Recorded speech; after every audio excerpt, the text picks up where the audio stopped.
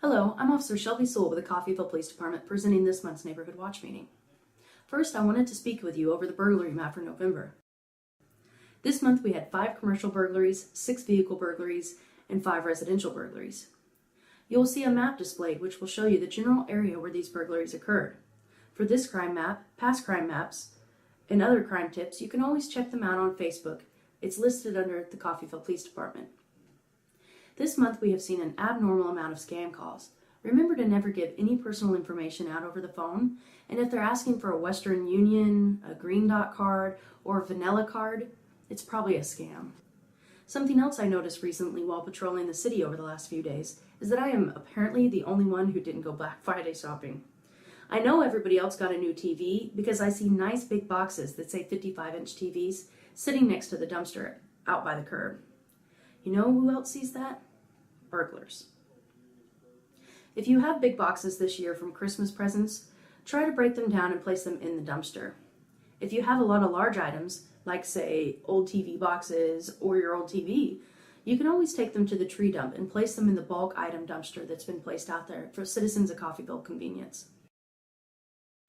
The tree dump hours are Thursday and Friday 3 p.m. to 6 p.m. and that's for daylight savings. Thursday and Friday from 2 p.m. to 5 p.m. during non-daylight savings, Saturday 8 a.m. to 4 p.m., and Sunday 12 p.m. to 4 p.m.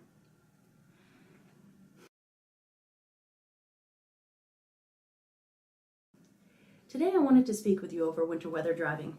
I'm a let it snow, let it snow, let it snow kind of person, but I know a lot of people aren't. One of the reasons for this is because you have to drive in the snow, and it's not nearly as pretty when your tires are spinning. It's not hard to imagine yourself driving down the highway on a cold winter morning, so I'm going to give you a scenario. You woke up that morning knowing the weatherman predicted snow, but when you stepped outside, you don't see a flake on the ground. You get in the car, you let it warm up, then you head off to Christmas shop. Let's say you're heading to Joplin, so you take off and head out of town. As you approach Walmart heading east out of town, you start to cross the Verdigris Bridge. As you start to cross it, you see a layer of white on the bridge. And trying to practice caution, you slow down. Still, you feel your car wobble, and suddenly you are skidding sideways across 4 lanes of highway traffic. You bounce off the bridge, then jerk the wheel and try to get back into your own lane. Instead, you keep on sliding and you hit that side of the bridge. The car next to you suddenly can't stop either, and both of you end up colliding and running off the roadway. Thankfully, in the ditch just past the bridge. Don't think that sounds so far-fetched. I worked this accident. Last year, about this same time, Coffeyville and other Montgomery County citizens woke up to a cold morning and spitting snow. The roadway seemed fine until you got on a bridge. Inside the city limits, we had 3 car accidents in 30 minutes, which is nothing compared to the amount of accidents Montgomery County had that day. 7 non-injury and 1 injury accident, which consisted of an entrapment.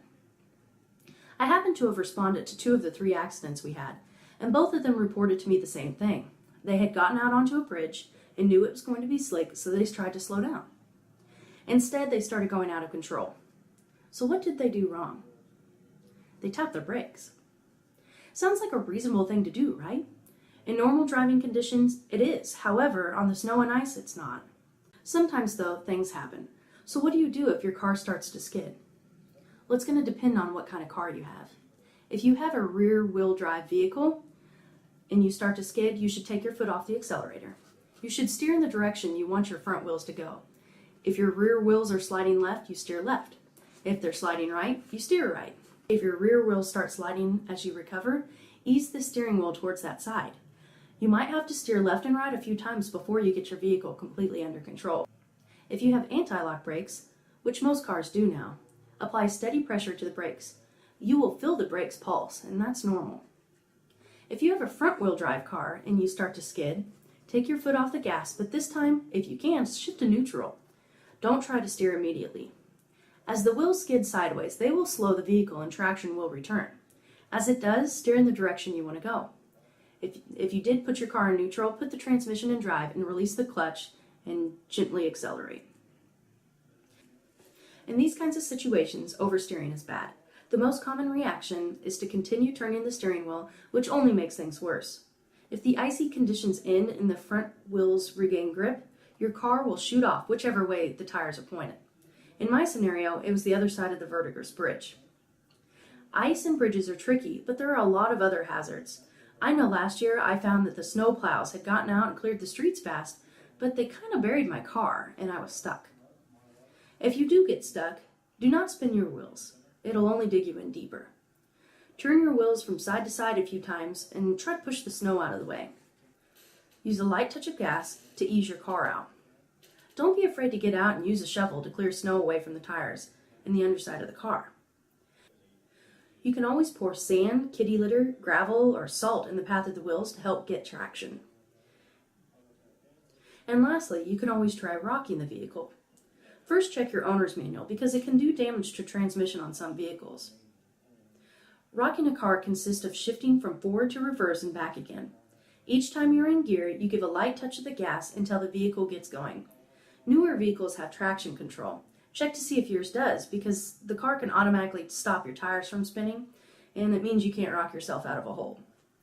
You can turn this off to allow yourself to get out of the hole, though, and to allow yourself to spin tires. Don't forget to turn it back on, though, because it's a good safety measure. Once you get going on the roadway, there are some practices that will keep you safer, such as keeping your lights on to increase your visibility to other motorists, and not using cruise control or overdrive on icy roadways. Also, don't pass snowplows and sanding trucks. The drivers have limited visibility, and you're likely to find that the road in front of them is much worse than the road behind them. You should also use low gears to keep traction, especially on hills. Once you start up a hill, don't stop, and once you start down a hill, don't hit your brakes. Instead, just take your foot off the accelerator. The day shift lieutenant Mike Bradley always preaches to me about working accidents on bridges and hills. He tells us if we can move off the roadway, move off the roadway. He tells a delightful story about an accident on the hills of Klein Road, where people keep sliding and wrecking into other wrecked cars because they would brake at the top of the hill. But at the end of the story, he had 7 wrecked cars. I have found a large amount of our accidents are from people driving too fast in conditions. So in general, when you're driving on roadways, decrease your speed and leave plenty of room to stop. You should allow 3 times more space than usual between you and the car in front of you. I've also found people with 4-wheel drives wreck just as much as people without 4-wheel drives. Don't assume your vehicle can handle all conditions. Even 4-wheel drive and front-wheel drive vehicles can encounter trouble on winter roadways. Remember, 4-wheel drive just means 2 more wheels that can go out of control. Another thing I see is people in a rush. Sometimes when people are in a hurry, they can do dumb things like drive down the road with a 3-inch hole cleared on each window. Not only does it reduce your visibility, but you look a bit silly trying to drive down the road through a peephole. Take the time to keep your lights and windshield clean.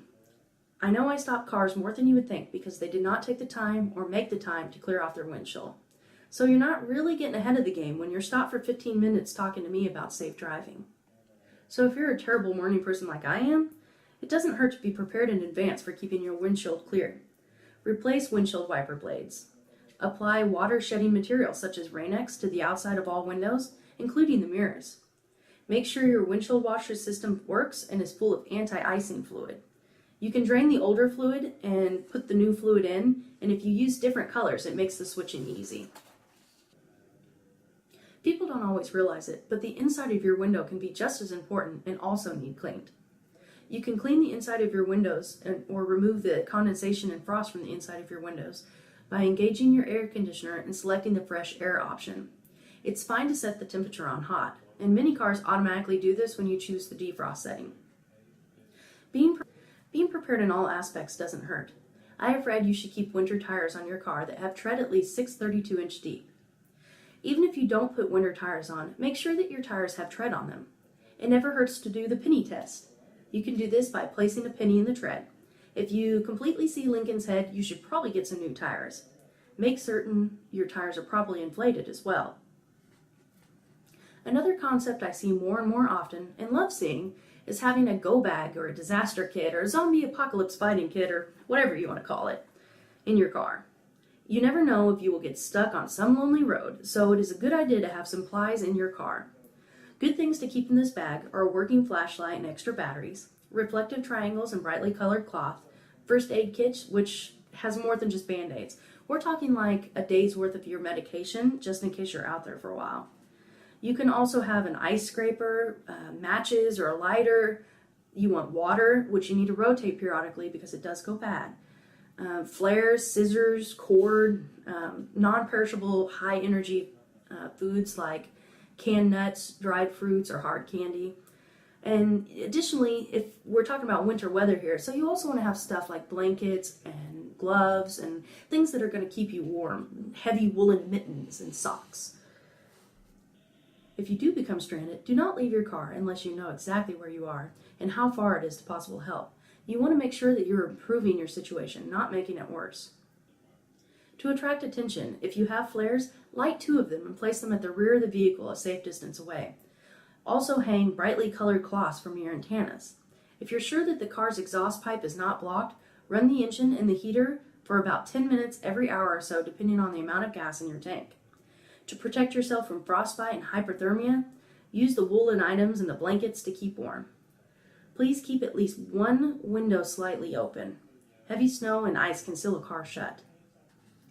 Really, the best advice I can give you is if you don't have to be out in winter weather, then don't.